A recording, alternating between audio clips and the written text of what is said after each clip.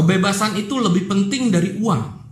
Kalau pekerjaan lu yang memberikan lu uang itu memenjarakan lu, lebih baik lu buang pekerjaan lu cari pekerjaan yang ngasih lu kebebasan sekaligus uang banyak.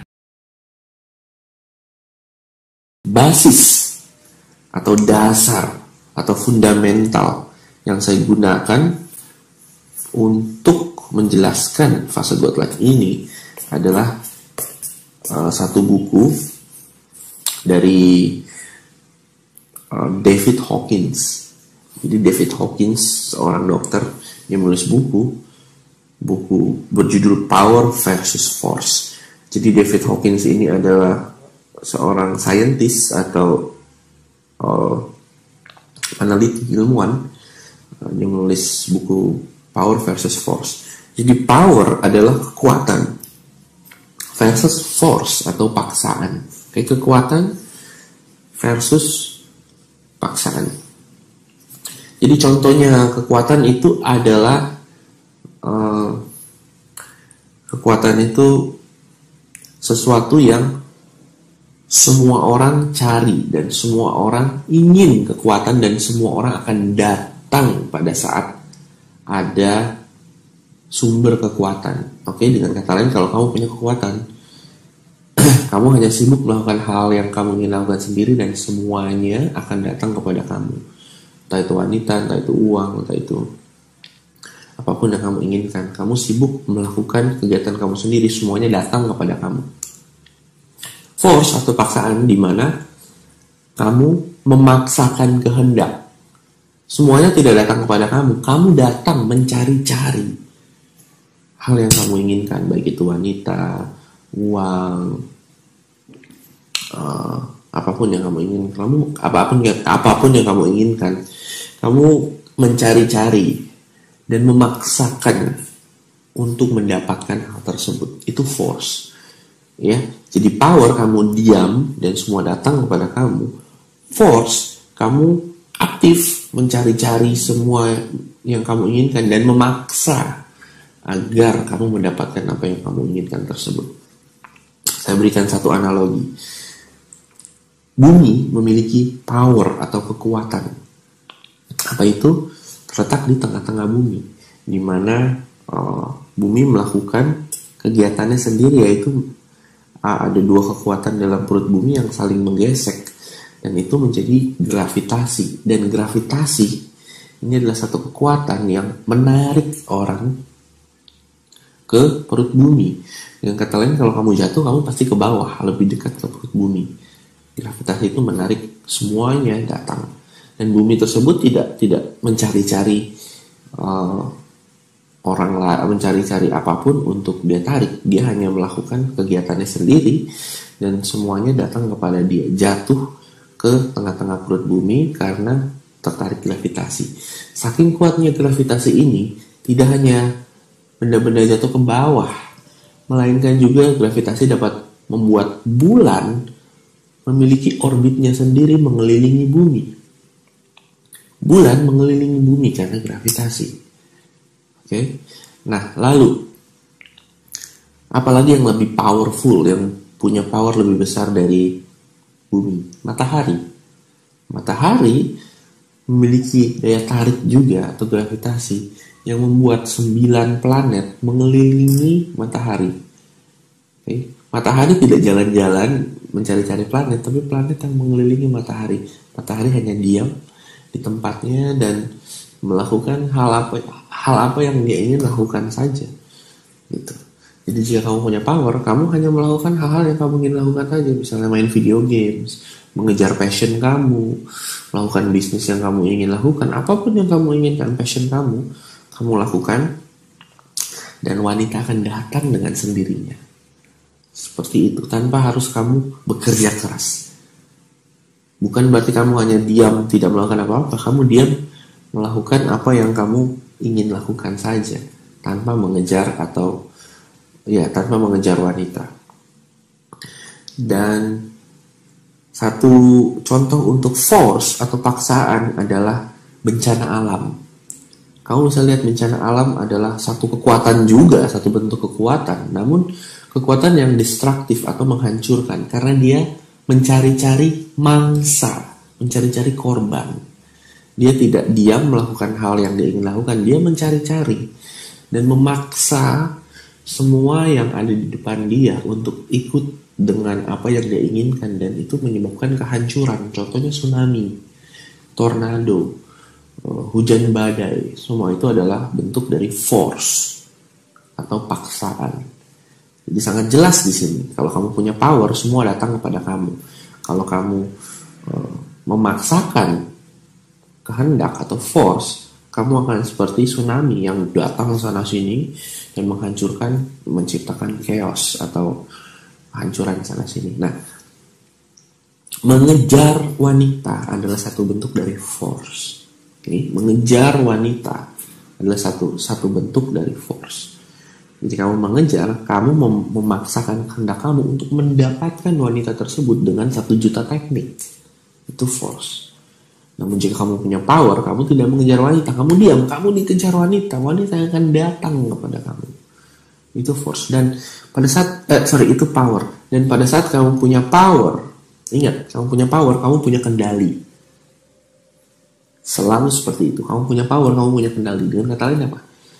Jika kamu dikejar wanita, kamu tidak akan khawatir dia akan pergi, kamu tidak akan khawatir dia nanti selingkuh, kamu tidak akan khawatir ini itu. Kenapa? Karena dia yang mengejar kamu. Dia juga yang akan berusaha mempertahankan cintanya kepada kamu. Pada saat kamu dapat dia yang akan menjaga relationship-nya. Dia akan menjaga ikatan kamu dengan dia. Kamu tidak perlu lagi pusing dengan hal-hal yang membuat kamu pusing. Dialah yang akan mempelajari 1 juta cara untuk mendapatkan dan mempertahankan kamu. Karena kamu punya power. Layaknya handphone, fitur yang paling canggih di handphone adalah baterainya. Karena apapun fitur canggih dalam handphone tersebut tidak akan berguna jika baterainya habis. Dan pada saat baterai habis, apakah kamu mencari-cari colokan listrik? Atau colokan listrik yang mencari-cari kamu? Tentu saja kamu yang mencari colokan listrik. Kenapa? Karena colokan listrik adalah power. Kamu butuh power, kamu mencari power. Jadi jika kamu punya power, wanita akan mencari kamu, wanita akan datang kepada kamu. Dan kamu selalu di posisi yang menang. Seperti itu. Dan andaikan kamu dapat wanita dan putus, itu juga karena keputusan kamu, itu juga karena apa yang kamu inginkan, itu juga karena pilihan kamu. Jadi dengan kata lain, kamu yang memutuskan. Dan dia memutuskan kamu. Seperti itu. Sedangkan pada saat kamu menggunakan force atau mengejar wanita, kamu akan menghadapi penolakan karena kamu akan memaksa. Kamu pasti tahu rasanya dipaksa, bukan? Sangat tidak enak dan kamu ingin pergi dari orang tersebut. Jadi jika kamu menggunakan force atau mengejar wanita atau memaksa, dia akan pergi. Dan andaikan kamu dapat wanita pun menggunakan force atau cara mengejar, yang memegang kontrol adalah sang wanita. Dia yang akan mengendalikan hidup dan emosi kamu. Kamu akan khawatir terus dia akan pergi, kamu akan khawatir dia selingkuh, kamu akan khawatir dia cuek. Dan kamu akan mempelajari 1001 macam cara untuk mendapatkan dan mempertahankan dia. Kamu di posisi yang lemah pada saat kamu menggunakan force atau mengejar wanita. Seperti itu. Jadi sangat jelas sekali saya jelaskan di sini apa bedanya power versus force. Dan saya akan membacakan beberapa list perbedaan antara pria yang punya power dan pria yang menggunakan force. Oke. Jadi pria yang punya power selalu in control, memiliki kontrol, memiliki kendali. Pria yang menggunakan force akan selalu dikendalikan, akan selalu khawatir, dapat tidak ya, menurut dia saya bagus apa tidak ya, gimana ya supaya dia tidak cuek, gimana ya supaya dia setia sama saya. Pria yang menggunakan force akan selalu khawatir dan dikontrol. Pria yang punya power selalu feel good atau selalu merasa baik-baik saja dengan keputusannya. Okay. Selalu merasa menjadi pemenang karena dia in control. Sedangkan pria yang menggunakan force akan selalu merasa seperti orang yang kalah, merasa seperti loser, Apapun yang terjadi dia kalah, apapun yang terjadi dia kalah. Sedangkan yang punya power feel good, merasa dia pemenang karena semua yang dia lakukan berdasarkan keputusannya.